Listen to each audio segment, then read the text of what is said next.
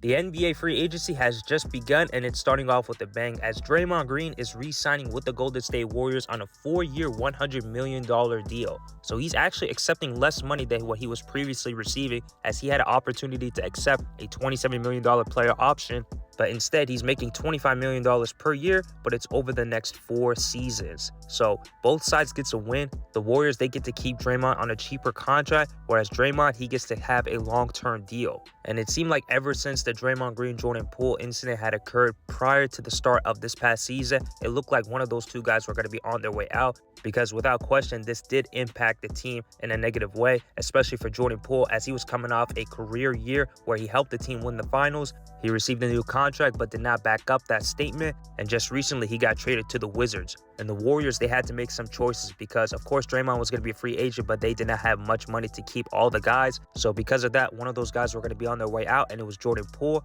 which gives the opportunity to re-sign Draymond Green, so the core is back together. And speaking of the Wizards, they have traded Bradley Beal, Porzingis. They made the trade for Jordan Poole, and now they have re-signed one of their key guys, Kyle Kuzma, to a 4-year, $102 million deal, which is kind of surprising because it seemed like he was going to be on his way out. And the Wizards, they're heading into rebuild mode, so the fact that they both agreed to a deal staying together long term is quite interesting. But without a doubt, he's going to be the #1 option over there in DC. So Poole and Kuzma are going to be leading the Wizards for the foreseeable future. And speaking of rebuild mode, the Indiana Pacers, they're trying to build off of what they have with their young core, and they're taking advantage of the salary cap that they have by signing Bruce Brown to a 2-year, $45 million contract. Now, this has been a successful run for Bruce Brown because at this time last year, he was coming off of a struggling season with the Brooklyn Nets and was looking for a new contract, but no one wanted to offer except for the Denver Nuggets, and eventually helped the team win the NBA Finals for the first time. And he's taking full advantage of it by receiving a $20+ million deal per year.